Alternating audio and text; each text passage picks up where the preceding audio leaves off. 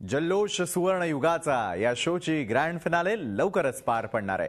तेव्हा या ग्रँड फिनालेसाठी हे स्पर्धक किती सज्ज आहेत, कोण आहे त्यांचा टफ कॉम्पिटिटर, कुणाची करणार ते दांडी गुल आणि कोण ठरणार सुवर्ण युगाचा सुपरस्टार, पाहूयात. नमस्कार, मी अभिजित केळकर आणि जल्लोष सुवर्ण युगाचा या शोच्या ग्रँड फिनालेला आता आम्ही सगळेजण येऊन पोहोचलेलो आहोत आणि आता टॉप 5 तुम्ही बघताय.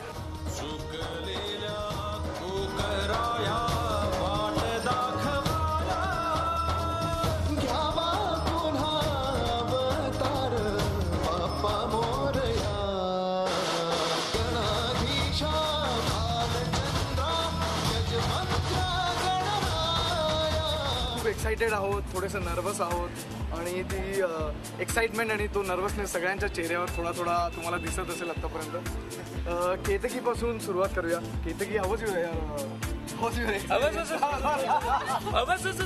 किती नर्वस झालं बघता. तुझा एक्सपिरियन्स कसा होता? माझा एक्सपिरियन्स खूप छान होता, कारण म्हणजे एक काळ जो आपण घेतला होता त्या काळातली गाणी केवळ ऐकली होती, पण त्यावरती परफॉर्म करणं म्हणजे त्या गाण्यांचा अभ्यास करून त्यावर परफॉर्म करणं यामध्ये खूप काही शिकता आलं आणि खूप धमाल केली. Overall experience was too good. तुझा आतापर्यंतचा बेस्ट परफॉर्मन्स आणि थोडा आणखीन बरा झाला असता तर बरं झालं असतं असा वाटला असा परफॉर्मन्स कुठला? म्हणजे जो परफॉर्मन्स मी खूप एन्जॉय केला असं म्हणता येईल, माझा हवा हवा या परफॉर्मन्स मला करताना खूप मजा आली. आणि थोडासा 19-20 झालेला परफॉर्मन्स म्हणजे अगं अगं पोरी फसले सगळं, तर त्याच्यामध्ये माझ्या थोड्या मिस्टेक्स झाल्या, बट अदरवाईज मस्त.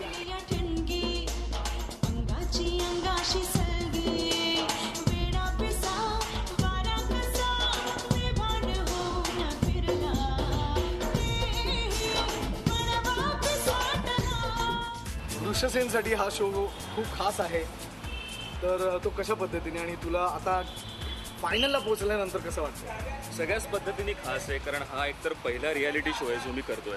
त्याच्यावर हा डान्स रियालिटी शो आहे आणि ओव्हरऑल रियालिटीचा एक्सपिरियन्स, रियालिटी शोचा एक्सपिरियन्स खूप वेगळा असतो नॉर्मल शूटिंगपेक्षा.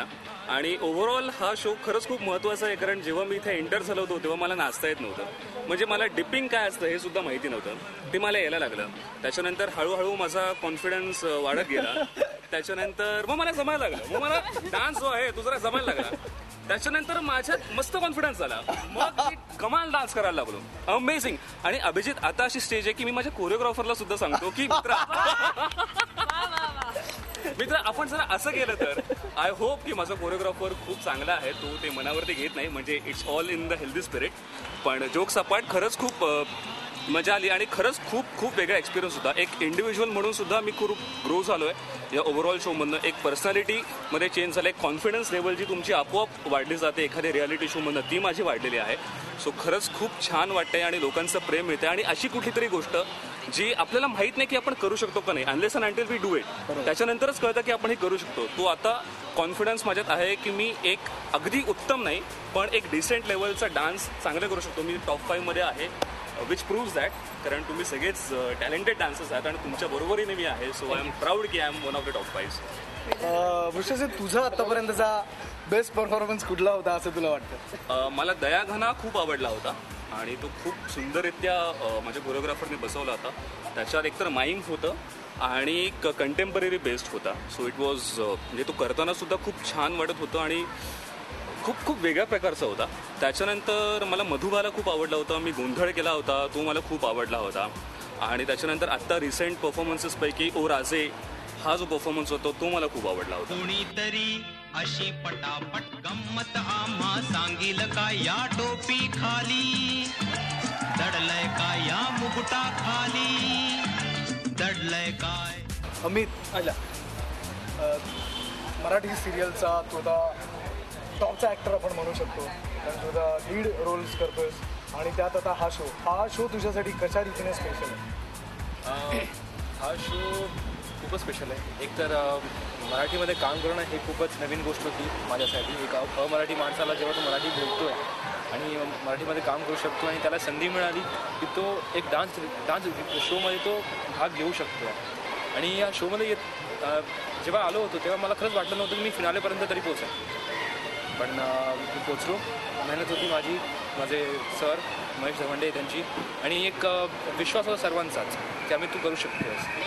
सो इथपर्यंत पोचलो. आणि सिरियल खूपच वेगळी गोष्ट आहे. Dance reality show is completely different thing. सिरियलमध्ये आपण टेक घेऊ शकतो आहे, पण इथे one take one shot over. जे तुम्हाला करायचं तुमच्या आता फक्त 3 मिनटं असतात, 3 ते 4 मिनटं मॅक्सिमम. त्या 3 मिनटामध्ये तुम्हाला जे करायचं तुम्ही करा. जग तुमचं.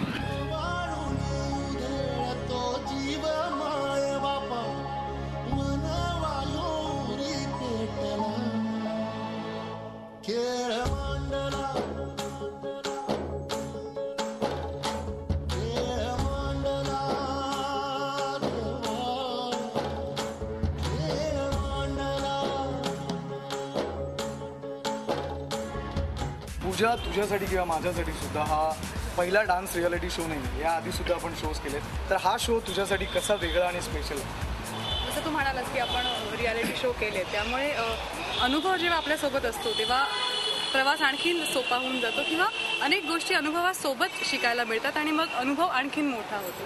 तर एक्झॅक्टली हेच झालं माझ्यासोबत. ह्या रियालिटी शोमध्ये मी भरपूर शिकले. म्हणजे वेगवेगळे डान्स फॉर्म्स म्हणा, किंवा आपण जेव्हा परफॉर्म करतो स्टेजवर तेव्हा तो एक सिद्धयोग असतो. म्हणजे तुम्ही परफेक्ट रिहर्सल केल्यानंतर जे काही घडतं ते त्या स्टेजवर आणि त्या नटराजावर सोडायचं असतं. कधी कधी अपघातही होतात, म्हणजे काही प्रॉपर्टी मिस होऊ शकते, किंवा काही स्टेप्स आपण विसरू शकतो, किंवा हेही होतात. पण कधी कधी परफॉर्मन्सेस इतके सुंदर होतात. So it's all about the dedication आणि आपली मेहनत असते. तर ह्या रियालिटी शोमधून खरंच खूप खूप शिकायला मिळालं. फॅन फिनाले आहे, तर सगळ्यांच्याच भावना आपल्याला जाणून घ्यायच्यात. पण परफॉर्मन्सेस कुठले करतात? बस आम्ही 5ही जण. आपण 5ही जण. आपण 5ही जण. तू आम्ही म्हणालीस. आम्हीच ना. आपण 5. बरं, रेडी? आज आपण 5 जण. आम्ही 5 जण कसं? 5 जण त्यांना बरं, सांगते. आम्ही आपण 5 जण. आपण 5 जण. आम्ही आपण 5 जण. शिकली सांग. आम्ही काय? नमन या गाण्यावर आम्ही 5ही जण परफॉर्म करणार आहोत. आणि माझं दुसरं गाणं आहे रिक्षावाला. पण सध्या आम्ही खूप नर्वस आहोत आणि खूप एक्सायटेड सुद्धा आहोत, कारण का शोची सुरुवात करायची आहे. गणरायाचा आशीर्वाद हवा आहे, त्यामुळे let's hope for the best.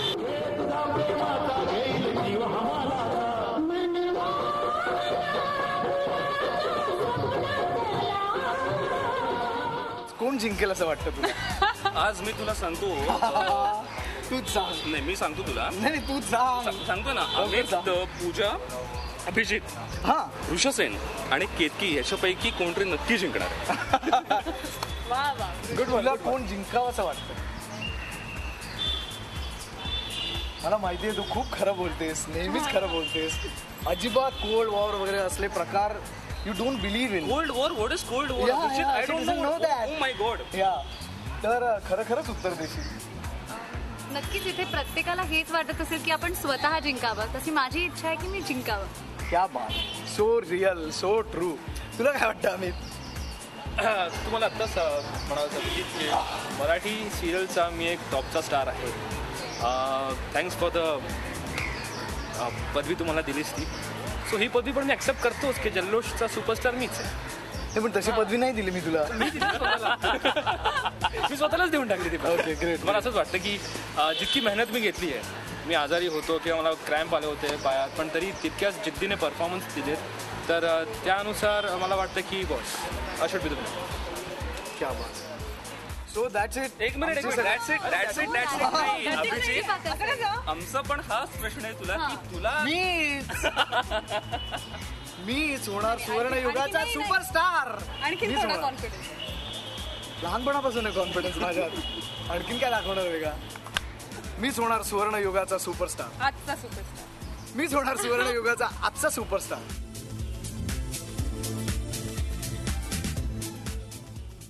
Zee 24 तास, एक पाऊल पुढे.